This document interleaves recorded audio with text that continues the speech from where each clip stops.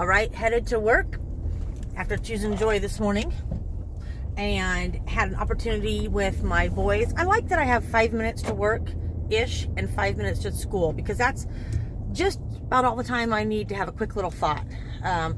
Sometimes I go longer. And, just riding to work to school today, my older son had been taking the boys when I was gone, and he's putting on the music and all the jams and all that. And so the boy said, "Where's the music?" So I serenaded them with my lovely voice of choose joy and making it as fun and ridiculous as possible, talking about failing forward. And just in that moment, I'm just so aware of the responsibility I have, responsibility and opportunity to just give them a couple moments of lightness and fun and still positive, godly message. And I think, how many people in a day do I have the opportunity to give that to? Probably more than I realize. And there's definitely a good amount of self-reflection and inward learning and growing and all that. And then, but if I'm not pouring back out into the community, for a PC kind of term, I'm a big hater of the word family for anything but actual family. I think it dilutes the power of family, because in a true crisis, which I feel I'm in the middle of, I don't have a guarantee I'm going to make it through. I don't feel positive I'm going to make it through this in a healthy way that won't damage my children yet, or destroy my business. I'm hopeful, and I know God is good and can do amazing. He can do anything. So if I rely on Him, I will be okay. It may turn out, and that's what really scares me. It may turn out very differently than what I had planned, because absolutely everything I have planned has turned out differently. And yet God does go before me, and He is, I need to turn quicker.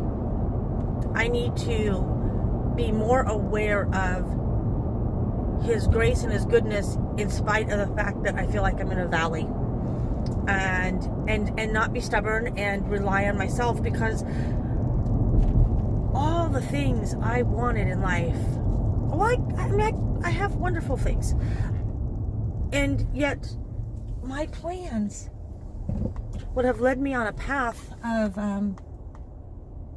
not the opportunity that I have right now. And I wouldn't give up my kids. I wouldn't give up the life I had with John.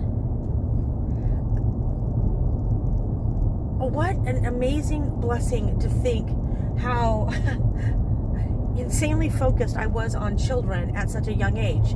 Because what happened was, because God created me to start saving baby clothes literally at the age of 5, never once did I dream about,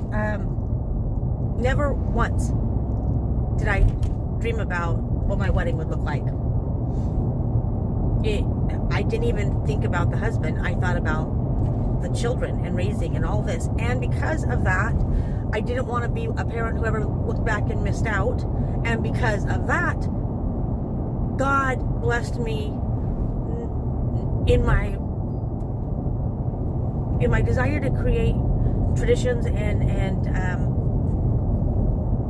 family for my children. I mean, I was reading about Jewish holidays, not even Jewish, but I liked the idea of tradition, and Jesus was a Jew, so in some ways Old Testament still applies to me. So I wanted that embedded. Have done a horrible job of it, absolutely horrible. However, the point is that I was, because of who God created me to be, I was looking into it from the time I was barely married, 10 years before I had kids. And because of that, the richness of my memories and my time spent with John, it wasn't wasted. And it wasn't because I was trying to create this awesome relationship with this husband. I was focused on the kids, and John was the unexpected reward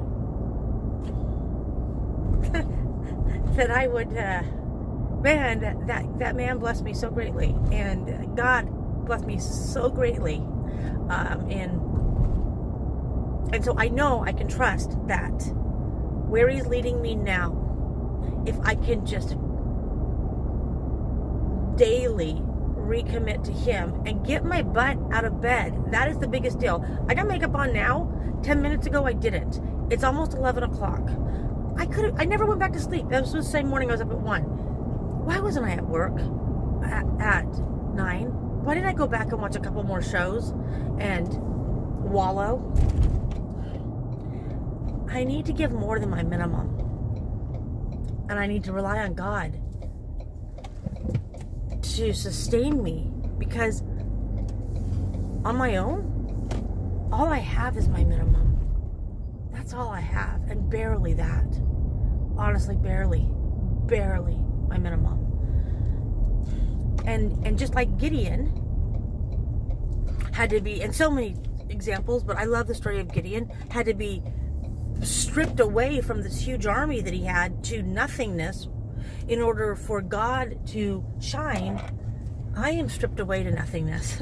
My minimum stinks. And so for God's glory and God's success,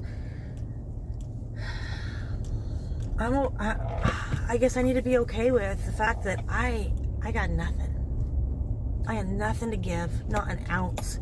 I can't be successful with my kids. I can't be successful in my business.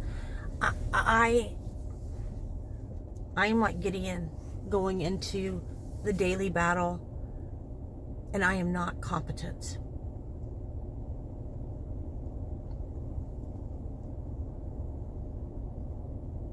And if it took God taking John home and leaving me broken, let that be enough. Let me be broken enough now. I guess that's always my fear, is what else?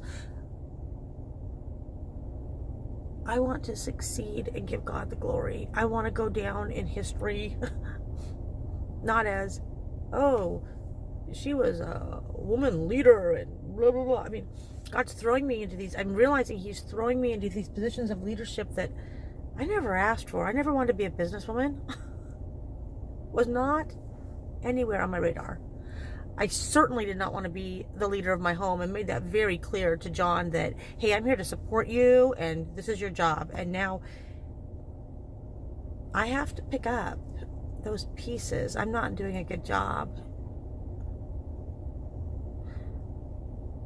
I want to be broken so I can be glued back together and made whole through Christ.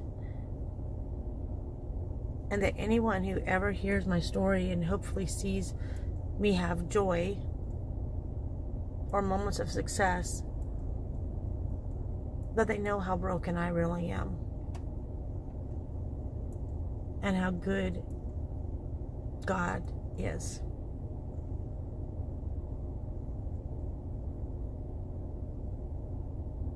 I need His goodness and His grace today. I'm pulling into work and I really have nothing left. And I'm barely starting. So, okay, God. Use me. Mold me. Help my stubbornness not get in the way of your plan.